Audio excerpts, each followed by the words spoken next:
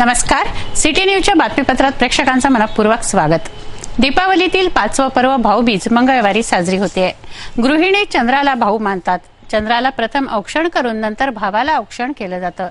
चंद्राला औक्षण करून अंगावरील कपड्याचा धागा त्याला अर्पण करून जुनं घे नवं दे अशी मागणी केली जाते.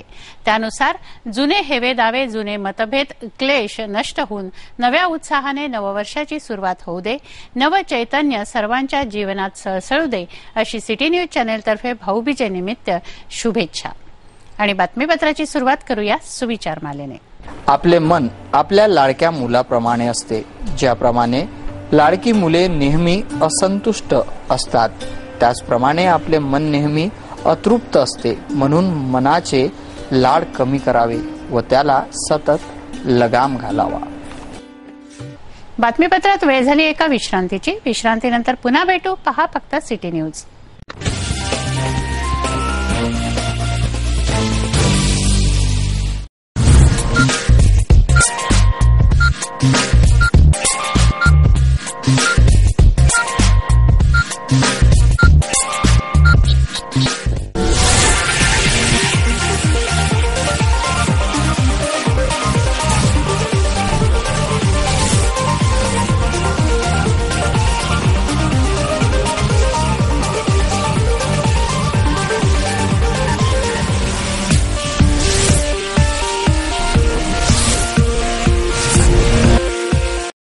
नमस्कार. सिटी न्यूजच्या मराठी बातमीपत्रात प्रेक्षकांचं मनपूर्वक स्वागत.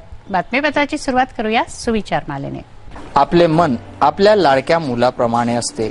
ज्याप्रमाणे लाडकी मुले नेहमी असंतुष्ट असतात, त्याचप्रमाणे आपले मन नेहमी अतृप्त असते. म्हणून मनाचे लाड कमी करावे व त्याला सतत लगाम घालावा. बातमीपत्रात वेळ झाली एका विश्रांतीची. विश्रांतीनंतर पुन्हा भेटू. पहा फक्त सिटी न्यूज.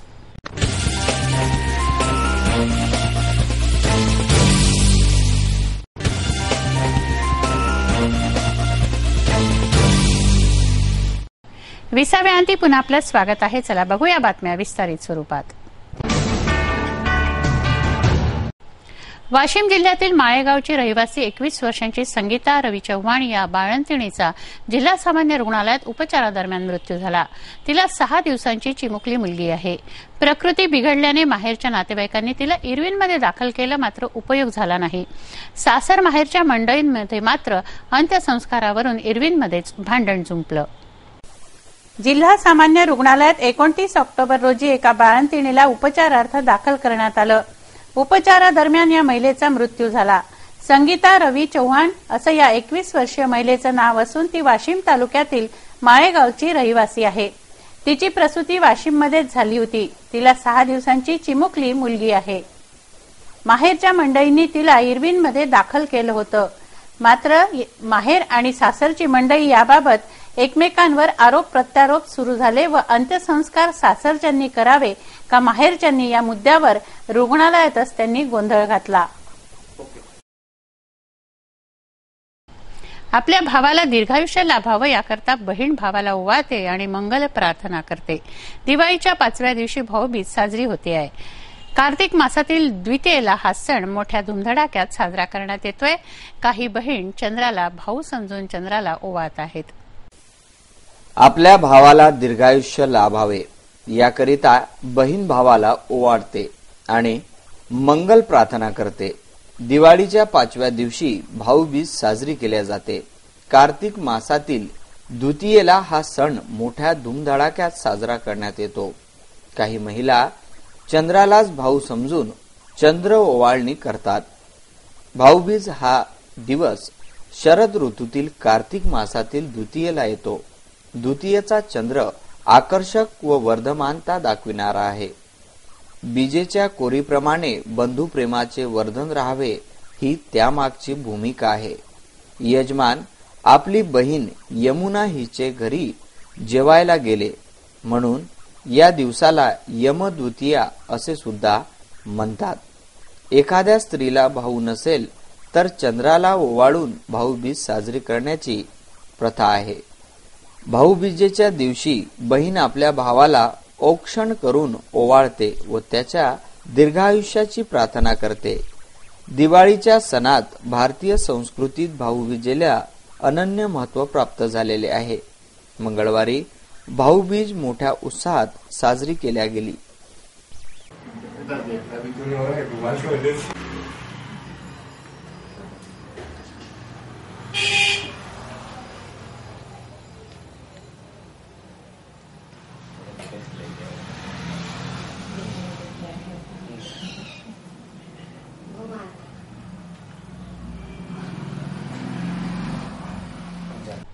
बडनेरा रेल्वे स्थानकातील कॅन्टीनमध्ये भीषण आग लागली. शॉर्ट सर्किटने लागलेल्या या आगीने रेल्वे स्थानकात एकच गोंधळ उडाला.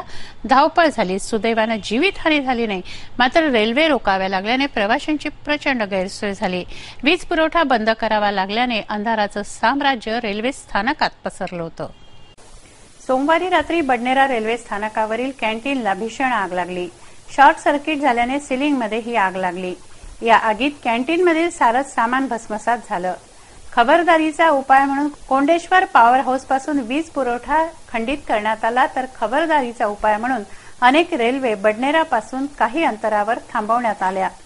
वीज पुरवठा बंद केल्याने रेल्वे स्थानकावर गडद अंधार पसरला. या आगीत जीवितहानी झाली नाही. मात्र रेल्वे प्रशासनाच्या या कॅन्टीनचं मोठं नुकसान झालं व प्रवाशांची प्रचंड गैरसोय झाली. साबणपुरा येथील कचरा कंटेनरला मंगळवारी सकाळी आग लागली. फटाक्याची ठिणगी पडून कचऱ्याने पेट घेतला. नागरिकांच्या सतर्कतेने व अग्निशामक दल तातडीने पोहोचल्याने मोठी हानी टळली. अन्यथा नजीकच बजाज यांचं पुस्तकाचं गोदाम आहे. गेल्या 3 दिवसांपासूनचा कचरा कंटेनरमध्ये साठवणं सुरू आहे. शहरभरातच ही परिस्थिती आहे. साबणपुरा येथील कचऱ्याने भरलेल्या कंटेनरला मंगळवारी सकाळी आग लागली. येथे परिसरात मुलं फटाके फोडत होते. फटाक्याची ठिणगी कंटेनरमध्ये पडल्याने ही आग लागली. परिसरातील नागरिकांनी आग विझवण्याचा आटोकाट प्रयत्न केला. मात्र आग आणखी भडकल्याने अग्निशामक दलाला पाचारण करण्यात आलं. नागरिकांच्या सतर्कतेने व अग्निशामक दल तातडीने पोहोचल्याने आग आटोक्यात आली. नजीकच बजाज यांचं पुस्तकांचं गोडाऊन आहे. आगीने रौद्ररूप घेतलं असतं तर मोठा अनर्थ झाला असता. असे प्रकार होऊ नये यासाठी सतर्कता बाळगणं गरजेचं आहे.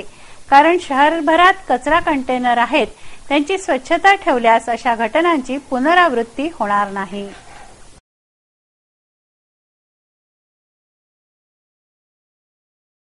पोलीस आयुक्त दत्तात्रय मंडलिक यांच्या मार्गदर्शनात पोलीस उपायुक्त शशिकुमार मीणा यांच्या नेतृत्वात 31 ऑक्टोबर ते 1 नोव्हेंबर रोजी ऑल आउट ऑपरेशन राबवण्यात आलं.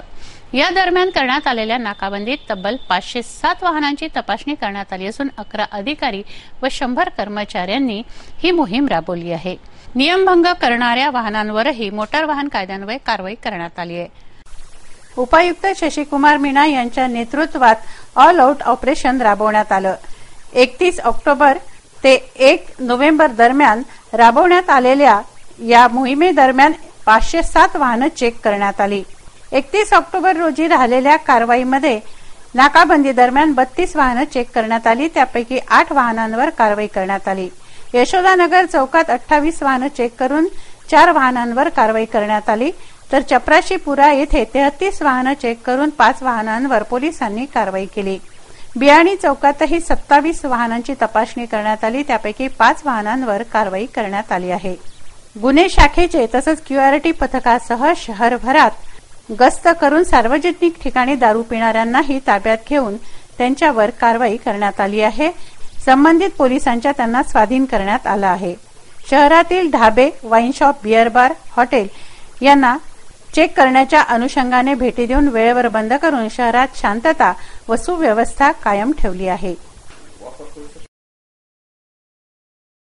बातमीपत्रात घेऊया काही क्षणाचा विसावा. विसाव्यानंतर पुन्हा भेटू. पहा फक्त सिटी न्यूज.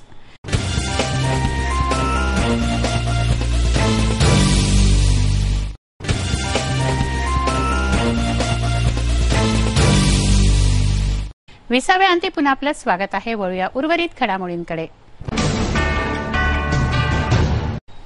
श्रीकृष्णाने करंगळीवर गोवर्धन पर्वत उचलून गोकुळवासियांना अभय दिलं. तेथे गोकुळवासियांनी अन्नकूट करून महाप्रसादाचा लाभ घेतला. त्यानुसार मंदिरांमध्ये अन्नकूटाचं आयोजन करून ही परंपरा जपली जाते आहे. किशोर गट्टाणी परिवारातर्फे सार्वजनिक बांधकाम विभागाच्या परिसरातील मंदिरात अन्नकूटाचं आयोजन करण्यात आलं। या निमित्त देवांची आकर्षक सजावट करण्यात आली। माजी आमदार सुलभाताई खोडके, सिटी न्यूजचे चंदू सोजतिया, काँग्रेसचे ज्येष्ठ नेते वसंतराव सौरकर, सीए राजेश चांडक यांच्यासह मान्यवर व शेकडो नागरिकांनी महाप्रसादाचा लाभ घेतला। दीपावलीच्या पर्वावर मंदिरांमधून अन्नकूटाचं आयोजन करण्यात येत आहे। सालाबाद प्रमाणे यंदाही किशोर गट्टाणी व परिवारातर्फे अन्नकूटाचं आयोजन शिवमंदिरात करण्यात आलं। सार्वजनिक बांधकाम विभागाच्या परिसरात हे मंदिर आहे।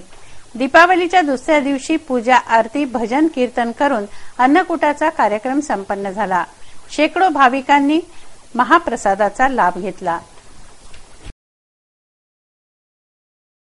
ये बहुत खुशी की बात है कि जो पूरा नैसर्गिक चक्र चलता है उसमें दिवाली के समय पूरे खेती का उत्पन्न जो सब परिवारों में आता है और मौसम जब बहुत अच्छा होता है, कार्तिक का महीना होता है, ऐसे समय भगवान को 56 भोग चढ़ाया जाता है। सभी प्रकार के व्यंजन बनाकर चढ़ाए जाते हैं और इसीलिए अपने पारिवारिक लोग, अपने सगे संबंधी, अपने मित्र, समाज के सब लोगों को बुलाकर और सबके साथ में प्रसाद लिया जाता है पूजा अर्चना करके। ये इसका महत्व है। अमरावती शहर में इसका बड़ा पुराना परंपरा चली आ रही है और वो गट्टाणी परिवार, हमारे भैया जी, उसको किशोर भैया और डॉक्टर साहब चंद्रशेखर जी, पद्मा भाभी, ये सब लोग मिलकर निभा रहे हैं।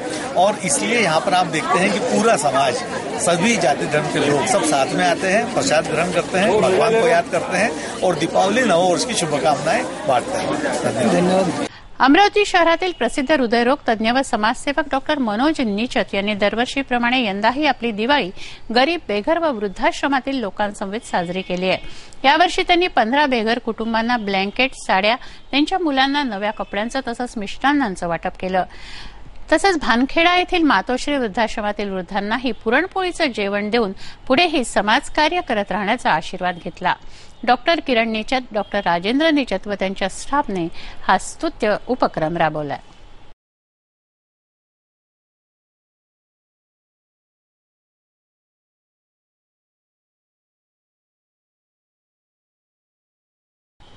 सिटी न्यूज चॅनलतर्फे सुरो की जंग कराओके के संग हा विदर्भस्तरीय कार्यक्रम घेण्यात आला।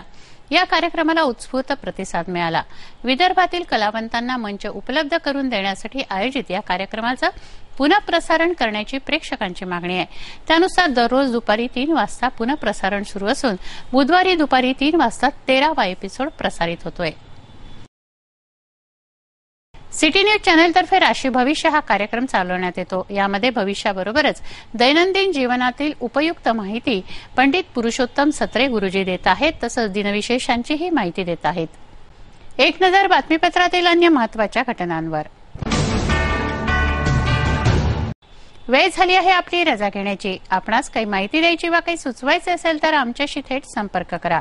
आमचा पत्ता सिटी न्यूज कार्यालय, मातोश्री आर्केड, सहकार भुवन समोर, मोर्शी रोड, अमरावती। आमचा फोन नंबर आहे 25703236 आणि वेबसाईट आहे www.citynews.net.in। अचूक, सडेतोड आणि निर्भीड बातम्यांसाठी बघत रहा अमरावतीचा नंबर 1 चॅनेल, फक्त सिटी न्यूज। बातमी आमची, विश्वास तुमचा।